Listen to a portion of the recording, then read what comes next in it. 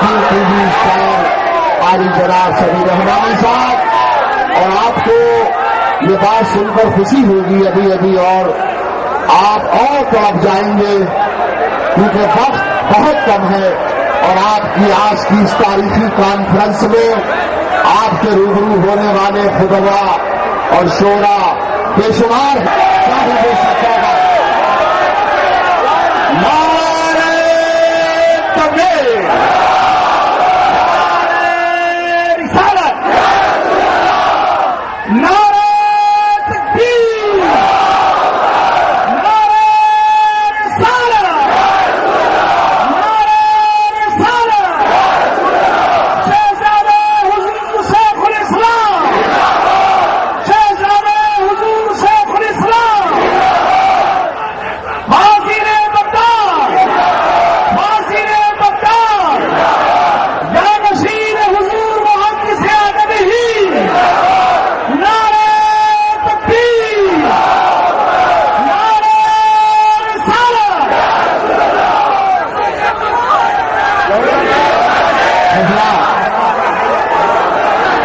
آپ جانتے ہیں، آپ حضرات کو آگے دیتے ہیں۔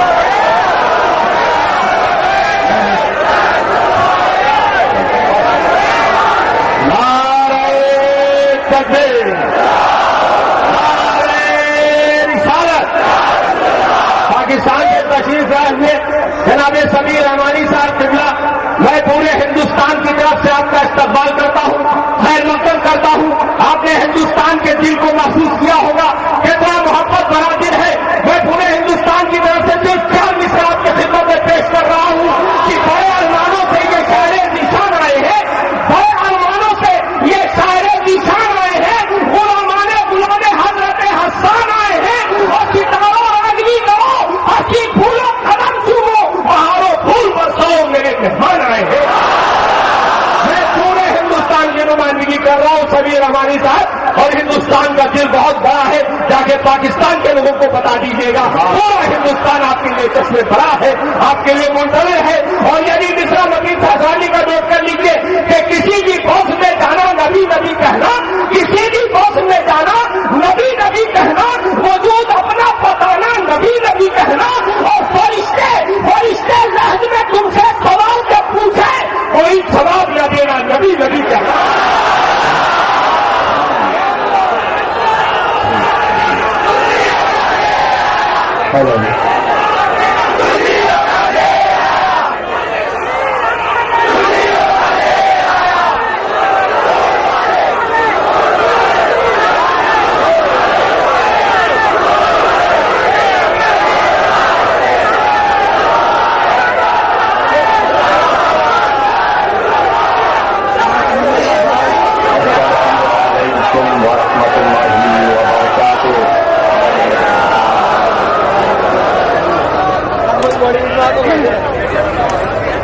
الحمد لله ثم الحمد لله، الحمد لله الذي بعث فينا أشرف الأنبياء والمرسلين،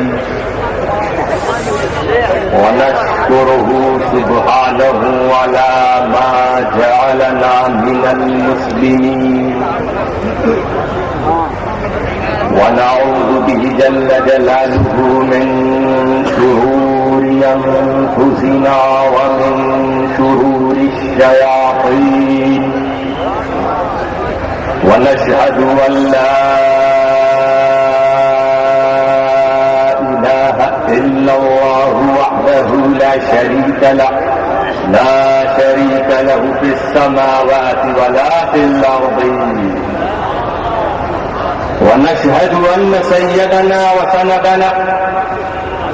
وقائدنا وقدوتنا ومعلمنا ومربينا ومحمودنا ومحبوبنا ومولانا ومأوانا وهادينا وناجينا وذخرنا وفخرنا ونورنا وسرورنا ونبينا وحبيبنا وعزيزنا وعظيمنا وكريمنا ورحيمنا وشفيعنا يوم العرض على الله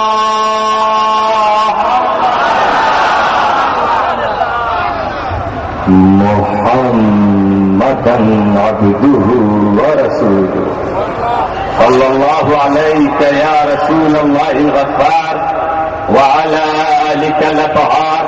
وصحبك الأبرار وعلى جميع أولياء الله الأخيار وبعد فأعوذ بالله من الشيطان الرجيم بسم الله الرحمن الرحيم فاذكروني أذكركم واشكروا لي ولا تكفرون صدق الله العلي العظيم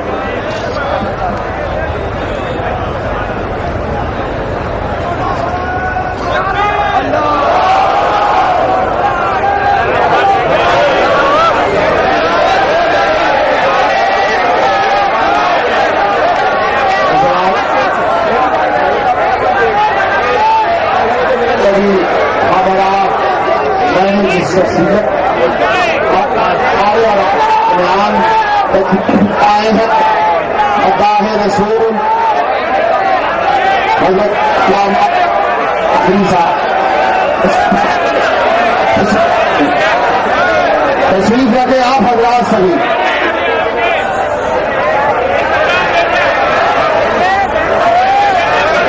إن الله وملائكته يصلون على النبي يا أيها الذين آمنوا صلوا عليه وسلموا تسليما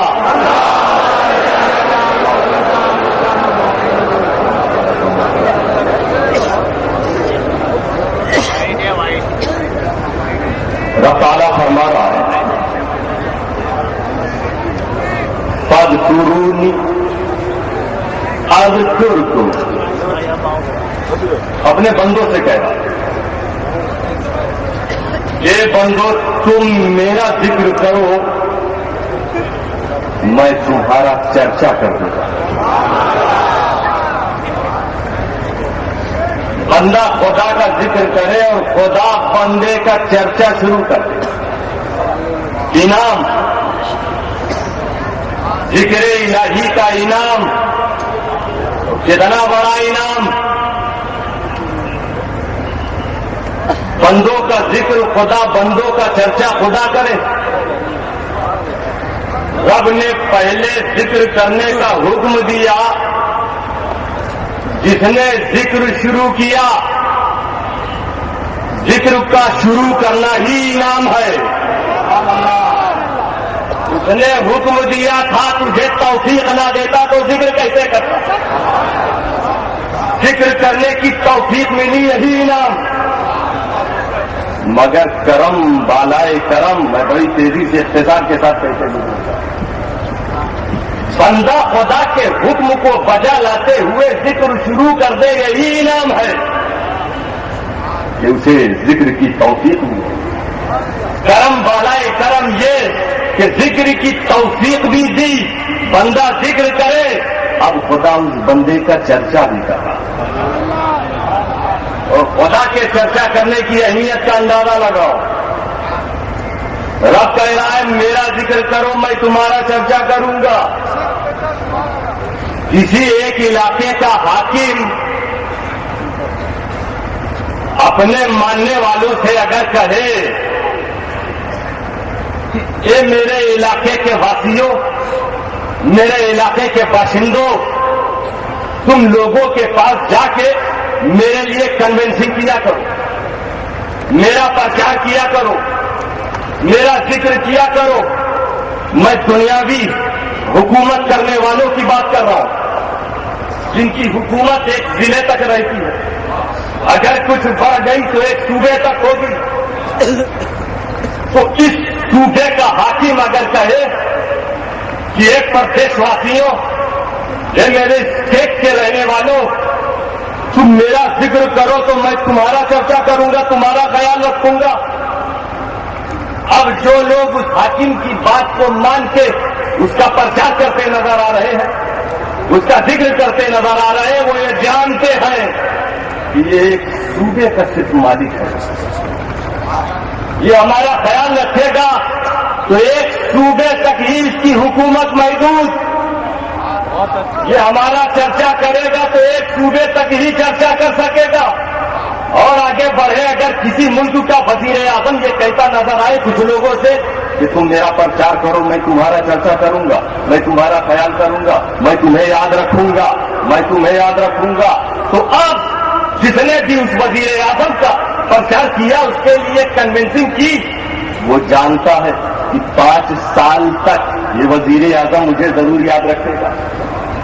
کیونکہ دنیاوی حاکموں کا حال یہی کہ 5 سال کے بعد حکومتیں بدل جاتی ہیں,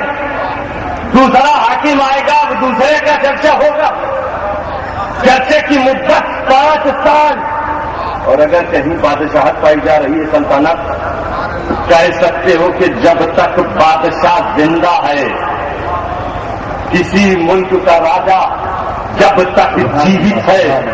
جب تک وہ لائف پیریڈ میں ہے, تب تک اپنی کنونسنگ کرنے والوں, اپنا ذکر کرنے والے, اپنا چرچا کرنے والے, اپنا پرچار کرنے والوں کو یاد رکھے گا,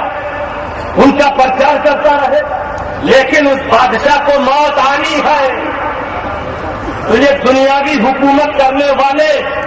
جب کسی سے اپنا ذکر کرائے تو اس کا پرچار 5 سال یا اپنی زندگی تک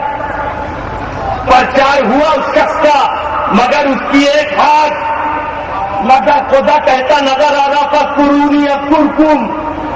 خدا جس کا چرچا کر دے اس کی شان کیا ہوگی. خدا کی حکومت 5 سال کے لیے نہیں, ایک ملک تک محدود نہیں, بلکہ زمین سے لے کے آسمان تک, پہاڑوں کی چوٹیوں سے لے کے سمندر کی گہرائی تک, کائنات کے ذرے ذرے پر خدا کی حکومت, اور ایسی حکومت کہ جس حکومت کا زوال نہیں. تو جب اس خدا نے محدث اعظم کا چرچا کر دیا تو ہم سمجھ گئے کہ گولڈن جبلی 50 سال کی ہی بات نہیں, محدث اعظم کا چرچا جب تک کائنات کا وجود ہے ہوتا رہے گا.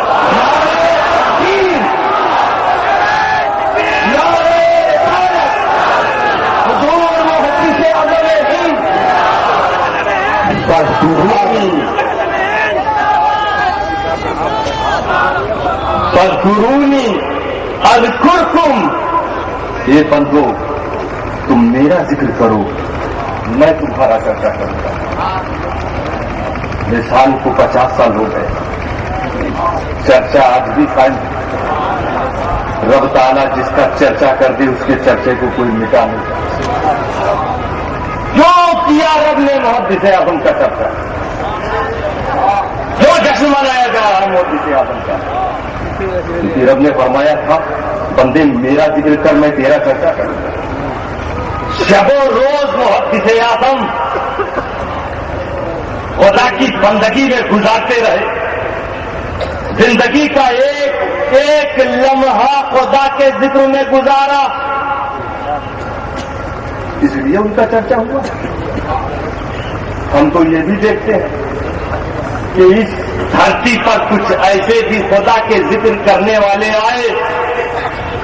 انہوں نے خدا کا ذکر کیا, دنیا سے چلے گئے, آج ان کا نام بھی کوئی نہیں جانتا.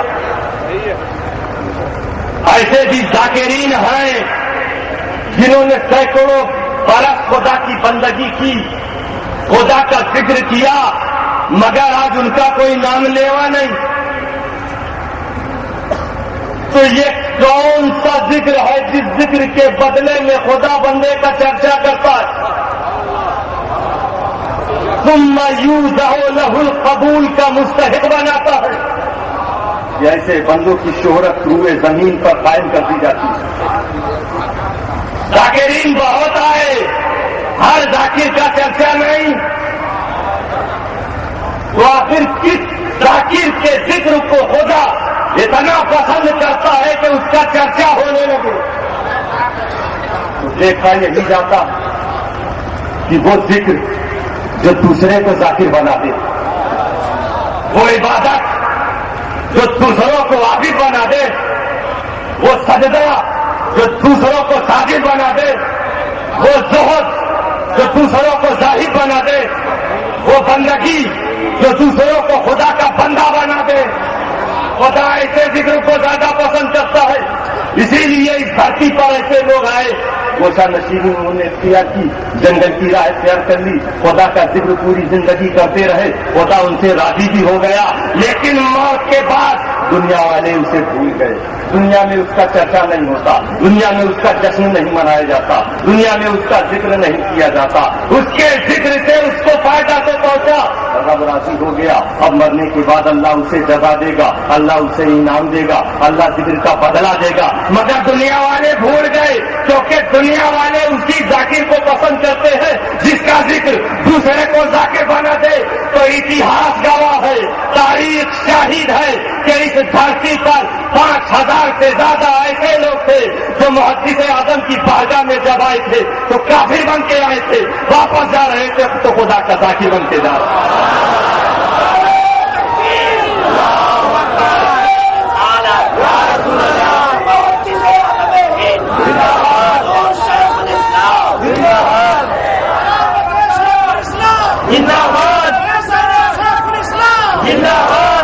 ایسا ذکر، ایسی بندگی کی محبت سے آپ نے آج آنکھیں مارتا ہوا کس کے لیے جمع؟ اسی ذات کے لیے جو 50 سال پہلے ایسا ذکر کر کے گئی، ایسی بندگی کر کے گئی جس نے بت پرستوں کو حق پرست بنا دیا۔ بڑی عظیم تبلیغ فرمائی محبت سے آپ نے، دنیا کو عمل و کردار کا بہترین نمونہ پیش کیا، اور اس راہ میں بڑی مشقتیں اٹھائی، بڑی تکالیف برداشت کی، پوری زندگی سفر۔ آج بھی وہ لوگ موجود ہیں جنہوں نے محدث اعظم کے ساتھ سفر کیا، آخری وقت کی حالت سفر میں پہنچ رہے ہیں، دوسروں کا دکھڑا سن رہے ہیں، جو گمراہ ہے انہیں ہدایت دے رہے ہیں، آرام نہیں فرماتے تھے محدث اعظم، راتوں رات جلسہ، ان کے ساتھ رہنے والوں نے ذکر کیا ہے شاید ہی کوئی ایسی رات سال میں ہوتی تھی جس میں محدث اعظم کا خطاب نہ ہوتا، شاید ہی ایسا کوئی دن ہوتا تھا جب محدث ٹکڑوں کو سنتے نظر نہ آ رہے، بہت مشقت، پوری زندگی دوسروں کے لیے، خود فرما بھی گئے کہ دن کو ہوشیار رہو، رات کو بیدار رہو، دن کو ہوشیار رہو، رات کو بیدار رہو،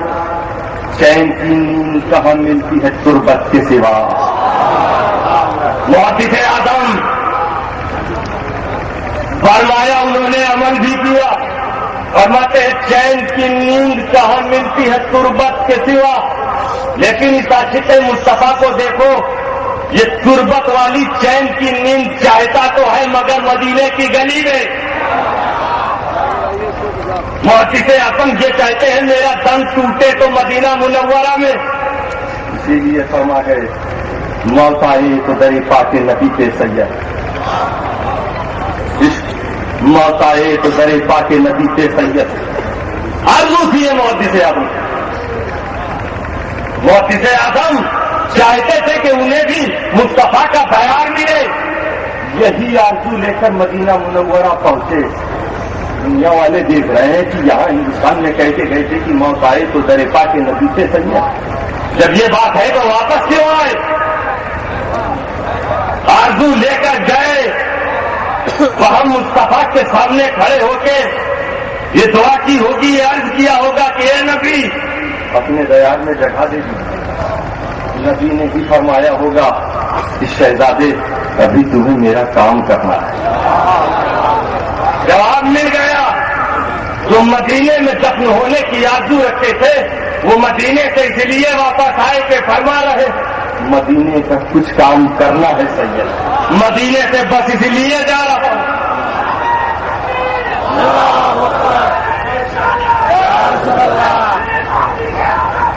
ہم کیوں جمع ہوئے،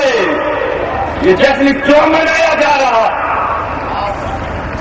آرزو تھی مدینے میں رہنے کی، مگر مدینے کا کام واپس لا رہا۔ محدث اعظم واپس آئے اور دنیا نے دیکھا جو چیز کہہ کے آئے، جو وعدہ کر کے آئے اسے نبھایا، جو واپس آئے مدینے کا کام کرنا۔ کیا کام؟ ہزاروں غیر مسلموں کو مسلمان بنانا تھا، مدینے کا کام کرنا تھا، لاکھوں گمراہوں کو ہدایت دینا تھا، مدینے کا کام کرنا تھا، بے شمار گنہگاروں کو نیکوکار بنانا تھا، مدینے کا کام کرنا تھا، نہ جانے کتنے بے سہارا لوگوں کو سہارا دینا تھا، مدینے کا کام کرنا تھا، نہ جانے کتنے مظلوموں اور غریبوں کی دلجوئی کرنی تھی، مدینے کا کام کرنا تھا، گھر گھر سنیت کا چراغ جلانا تھا، مدینے کا کام کرنا تھا، معرف القرآن کی شکل میں قرآن کے پیغام کو گھر گھر پہنچانا تھا، مدینے کا کام کرنا تھا، اپنے گھرانے اہل بیت غوث خواجہ مخدوم اشرف کے فیضان کو بر صغیر میں عام کرنا تھا، پوری زندگی مدینے کا کام کرتے رہے، جب تک زندہ رہے مدینے کا کام کرتے رہے، زندگی کا ایک ایک چھاؤ، ایک ایک سیکنڈ، ایک ایک لمحہ مدینے کے کام میں گزرا، اور جب موت آئی تو موت بھی محدث اعظم کو مدینے کا کام کرنے سے نہ روک سکی، بلکہ موت کے وقت محدث اعظم نے مدینے کا ایک اور عظیم کام یہ کر دیا کہ اپنی موت کے وقت محمد مدنی کی شکل میں اپنے کو پھر زندہ کر دیا۔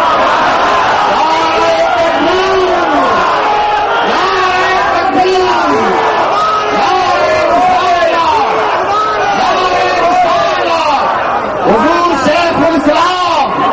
حضور شیخ الاسلام علامہ حسین عسکری لیا، سبحان اللہ سبحان اللہ، شیخ الاسلام، شیخ الاسلام۔ یہ ہے محدث اعظم، جو محدث اعظم کی موت کا انتظار کر رہے تھے مایوس ہو گئے، اور جنہیں مایوسی کا خوف تھا خوش ہو گئے۔ وہ بدعقیدہ لوگ جو سمجھتے تھے محدث اعظم چلے جائیں گے سلسلہ ہدایت بند ہو جائے گا، جیسے کا یہ شہزادہ جس تیزی کے ساتھ تبلیغ کر رہا ہے اس تبلیغ سے اثر پڑ گیا، وہ مایوس ہو گئے۔ اور کچھ لوگ جو محدث اعظم کے عاشق تھے، محدث اعظم کے ساتھ چل رہے تھے، انہیں فکر لگی ہوئی تھی کہ محدث اعظم کے بعد ہمارا کیا ہوگا۔ دوستو یہ سچ ہے، ہر خان خواہ سے لوگوں تک فیض پہنچا ہے، پہنچتا رہے گا، مگر یہ بھی سچ ہے شاید بہت سی ایسی بھی خانقاہیں ہیں، بہت سے ایسے بھی علوم اور فنون کے جو کبھی مراکز رہا کرتے تھے، علم و فن کے جو مرکز کہلایا کرتے تھے، بہت سے ایسے بھی ہیں جس میں آج سناٹا نظر آ رہا ہے، جس میں سونا پن دکھائی دے رہا ہے۔ محدث اعظم قربان جاؤ ان پر کہ صرف اپنی زندگی میں، ظاہری زندگی میں اپنے ساتھ رہنے والوں کو ہی فائدیاب نہیں کیا، بلکہ ہم کو اور آپ کو، جس نے محدث اعظم کو نہیں دیکھا، محدث اعظم نے اسے بھی مایوس نہیں کیا، کیونکہ اپنے روحانی مرکزے سے ایک ایسا جام عطا کیا جو شیخ الاسلام بن کر ساری دنیا میں اسلام کو بنایا۔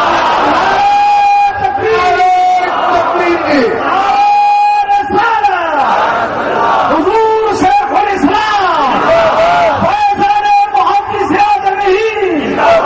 نعرہ تکبیر۔ کون شیخ الاسلام؟ عوام و خواص جنہیں امام حمام کہے، حضور مفتی اعظم جب دیکھے تو شہزادہ کہے، ہمارے اعلیٰ حضرات غزالی دورہ جیسا محقق انہیں رئیس المحققین کہا۔ سبحان اللہ، اہل سنت انہیں اپنا آقا کہے، مولا کہے۔ ہم سب کو ناز ہے اپنے پیر پر، گجراتیوں کو، بنگالیوں کو، ساؤتھ افریقہ اور برطانیہ، ہندوستان کے مختلف صوبے، دنیا کے مختلف ملک کے لوگوں کو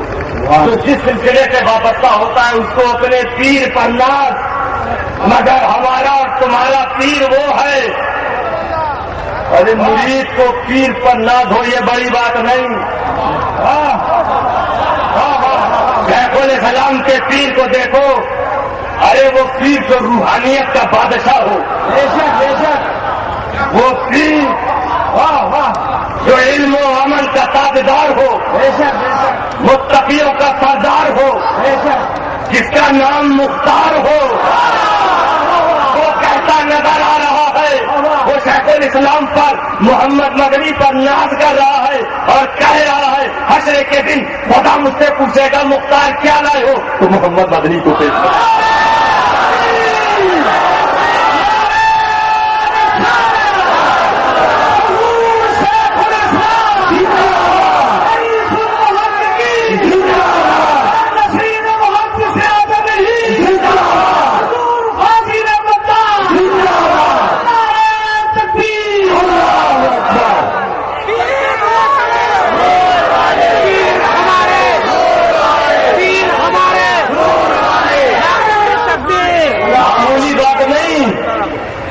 معمولی خزانہ مت سمجھنا جو آپ لوگوں نے حاصل کیا ہے مغرب بات شیخ الاسلام کے ہاتھ میں اپنا ہاتھ لے کر ہر ولی کا فائد تمہیں شیخ الاسلام کی بارگاہ سے مل جائے جو کہ مخدوم اشرف کی سنت عطا کی، وطن کو چھوڑ کے ہندوستان آئے، شیخ الاسلام مخدوم اشرف کا بیٹا کٹوکھا کو چھوڑ کے احمد آباد میں آیا، کیونکہ گجرات کے اولیاء نے محمد مدنی شیخ الاسلام کو مخدوم اشرف سے مانگ لیا۔ اولیاء گجرات، علماء گجرات نے سنیت کے جس مشن کو چلایا تھا اس مشن کو آگے بڑھانے کے لیے انہوں نے شیخ الاسلام کو چنا۔ اسی لیے ہم دیکھتے ہیں ولیوں کی بارگاہوں میں اگر شیخ الاسلام کے وسیلے سے دعا کی جائے تو قبول ہو جاتی ہے۔ ارے یہ ولی یہ عارف ان سالکین کی بات نہیں جو خدا کے عشق میں اپنی عقل کو کھو بیٹھے ہیں، ان مجذوبوں کی بات کرو۔ کرناٹک کی دھرتی پر ایک دن ایک مجذوب جو پھرا کرتا تھا، لوگوں سے دور بھاگا کرتا تھا، لوگوں کو ڈانٹا کرتا تھا، آج پتہ نہیں کس مستی میں ہے اور کہہ رہا ہے آج میں بہت خوش ہوں کیونکہ آج ہمارا شیر آ رہا ہے، آج ہمارا بادشاہ آ رہا ہے۔ بات یہی تک نہیں ہے، آؤ ولیوں کے تاجدار سے پوچھو، سلطان الہند سے پوچھو، غریب نواز کی بارگاہ میں آؤ، تمہارے اس مجمع میں دو ایسے آدمی تو وہ موجود ہیں جنہیں میں جانتا ہوں، ایک تاکیا باڑ اور ایک بھروچ کا، ان کے جیسے نہ جانے کتنے لوگ ہوں گے۔ پوچھو اس بھروچ کے رہنے والے سے، اسے ایک پیر باحق کی تلاش تھی، وہ مرشد برحق کی تلاش میں ادھر ادھر پھر رہا تھا، اجمیر پہنچا،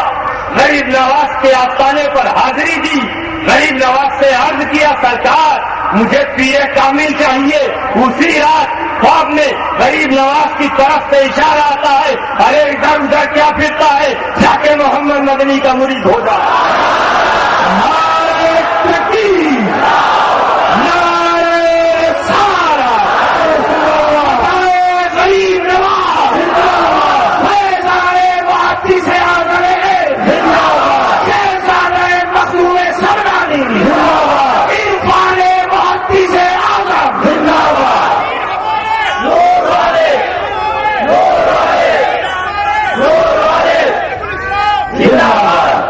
وقت بہت ہوتا جا رہا ہے، بس ایک بات کہہ کے اگر اجازت ہو تو میں ختم کر دوں گا بات۔ دیکھیے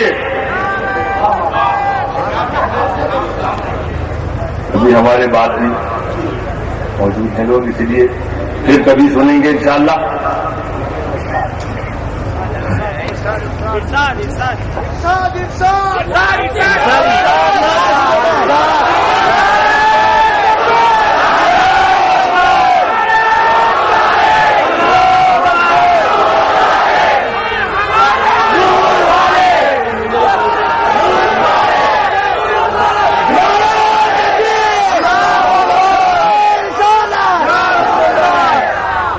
لوگ اپنے وطن کی خدمت کرنے والوں کو بھولنا نہیں چاہتے۔ جس نے کسی قوم کی خدمت کی تو قوم والے اسے بھولنا نہیں چاہتے، اسی لیے آپ دیکھتے ہیں چوراہوں کو اسٹیچو بنا دیا ہے، اسٹیچو،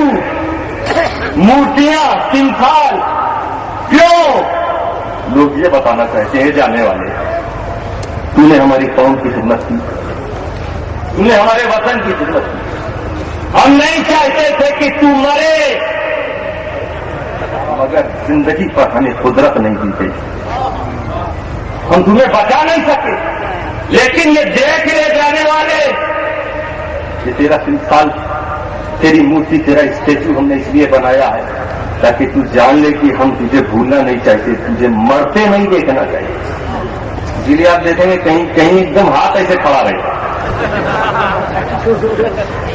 لیکن مردے کو اگر کھڑا کرو تو کھڑا ہو جائے گا نا. ہاتھ بھی کھڑا کرتے نہیں، یہ مردہ نہیں ہے مورتی. میسج یہ دینا چاہتے ہیں کہ یہ جانے والے ہم تجھے مرتے نہیں دیکھنا چاہتے، مگر زندگی اور موت پر انہیں قدرت ہے. تو جب قوم کی خدمت کرنے والوں کے جذبات یہ، وطن کی خدمت کرنے والوں کے بارے میں، وطن کے رہنے والوں کی اچھا اور خواہش اور جذبات یہ، بلا تمثیل خدا تو بہت بلند ہو بالا، شان تو بہت اونچی. وطن کی راہ میں قربانی دینے والوں کی یہ سوچ، خدا کی سوچ، خدا اپنی شان قدرت کے مطابق رب کریم بہت بلند و بالا، وہ بھی اپنی راہ میں قربانی دینے والوں کو مٹانا نہیں چاہتا. وہ بھی نہیں چاہتا کہ میری راہ میں قربانی دینے والے مرے. خدا اپنی راہ میں قربانی دینے والوں کو مرتے نہیں دیکھنے چاہتا، مگر یہ خدا کی وہ ذات ہے جو زندگی اور موت پر قدرت بھی رکھتی ہے. اسی لیے اس نے اعلان کر دیا کہ میری راہ میں قربانی دینے والوں کو مردہ مت سمجھو، بلایا بلکہ وہ زندہ. اب وہ زندگی کیسے؟ حدیث پاک میں دیکھو، اس حدیث کے ٹکڑے کے ساتھ کتاب کو ختم کروں. مثل الذی یذکر ربہ والذی لا یذکر ربہ مثل الحی والمیت. وہ جو خدا کا ذکر کرتا ہے اور وہ جو خدا کا ذکر نہیں کرتا ہے، اس کی مثال زندہ اور مردے کی طرح ہے. جو خدا کا ذکر کرتا ہے اور نہیں کرتا ہے، یعنی جو کرتا ہے وہ زندے کی طرح اور جو نہیں کرتا وہ مردہ کی طرح. علماء کرام بخوبی جانتے ہیں. یہ نہیں سرکار نے فرمایا کہ مثل الذی یذکر ربہ والذی لا یذکر ربہ مثل الذی یحیی ویموت، مثل الحی والمیت. فعل کا استعمال نہیں، ورب نہیں، کریا نہیں، صفات.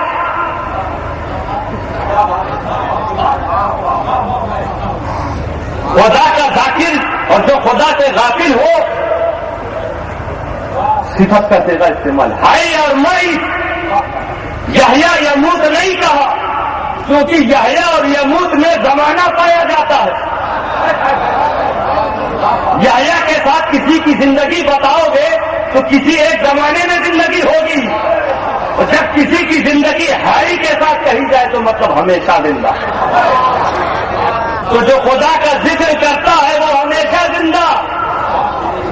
جو خدا کے ذکر سے غافل وہ ہمیشہ مردہ.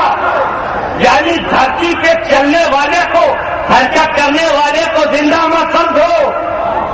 بازاروں میں گھوم رہا ہے، جو کھیل رہا ہے، دوڑ رہا ہے، کھا رہا ہے، پی رہا ہے، مگر اس حدیث کی روشنی میں اگر وہ خدا سے غافل ہے، اگرچہ اس کی سانس چل رہی ہو، وہ مردہ، اپنی زندگی میں ہی مردہ. اور وہ جس نے زندگی پر خدا کا ذکر کیا اب وہ ہمیشہ کے لیے زندہ. جب ظاہری حیات کے ساتھ دھرتی پر موجود تھا تب زندہ، اور جب تم قبر میں اس کو لٹا کر اس پر مٹی ڈال رہے ہو تب بھی وہ زندہ. نعرہ تکبیر، نعرہ رسالت، فیضان حضور محدث اعظم ہند. میں بات کو پوری کرنا چاہوں گا. کسی کے ساتھ کی زندگی اور موت کی پہچان کیا ہے؟ ہم کسے زندہ کہہ سکتے ہیں، کسے مردہ؟ تو عام طور پر ایک مثال سے سمجھ لو کہ جو خود اپنی یا دوسروں کی مدد کر سکے وہ زندہ کہلاتا ہے، اور جو اپنی مدد نہ کر سکے دوسرے کی کیا کرے گا؟ بہرحال اگر اپنی ہی مدد کر لے تب بھی زندہ. اگر کسی بس میں چند مسافر جا رہے ہو، ایکسیڈنٹ ہو جائے، کچھ اسی وقت اس اسپاٹ پر ڈیتھ ہو جائے ان کی، اور کچھ زخمی ہو تو جو مر چکے ہیں یہ زخمی لوگ ان سے مدد نہیں مانگیں گے، کیونکہ مردہ سے مدد نہیں مانگی جاتی۔ باہر اگر کوئی آ رہا جا رہا تو اسی کو پکاریں گے، کیونکہ دیکھ رہے ہیں وہ چلنے والا زندہ ہے۔ تو زندہ کی پہچان کہ وہ مدد کر سکتا ہے، مردہ کون جو مدد نہ کر سکے۔ اگر ایک لاش کسی پہاڑ کے سامنے پڑی ہوئی ہو، پہاڑ کے پتھر لڑک کے آ رہے ہو، تو وہ لاش، وہ مردہ آدمی اپنے کو بچا نہ سکے گا، کیونکہ مردہ حص ہے ہی نہیں۔ چیز کوے آ کے اسے نوچیں گے، اپنے کو بچا نہ سکے گا کیونکہ مردہ۔ یہی مثال ہے، خدا کا ذکر کرنے والا ہمیشہ زندہ، خدا کے ذکر سے جو غافل ہے وہ ہمیشہ مردہ۔ دنیا دیکھ رہی ہے کہ دھرتی پر چلنے والے یہ پریشان نظر آ رہے، مصیبتوں کے پہاڑ ان پر ٹوٹ رہے ہیں، یہ اپنی ہیلپ نہیں کر پا رہے، اپنے کو بچا نہیں رہے، بچا نہیں پا رہے ہیں۔ بدعقیدگی اور گمراہیت کے چیل کوے انہیں نوچ رہے ہیں، مگر اپنے کو یہ بچا نہیں پا رہے ہیں۔ اور ایک وہ ہے جو کسوچا کی دھرتی پر قبر کے اندر لیٹا ہوا ہے، گجرات میں سے پکار کے کوئی آواز دیتا ہے، معافی سے آدم مجھے بچاؤ، وہیں سے اس کی پریشانیوں کو ٹال دیتے۔ نعرہ تکبیر، نعرہ رسالت، فاضل بغداد، زیادہ نشیر محدث اعظم ہند۔ فَاذْكُرُونِي يَذْكُرْكُمْ، اے بندو تم میرا ذکر کرو اپنی زندگی میں، میں تمہیں ہمیشہ کے لیے زندہ کر دوں گا۔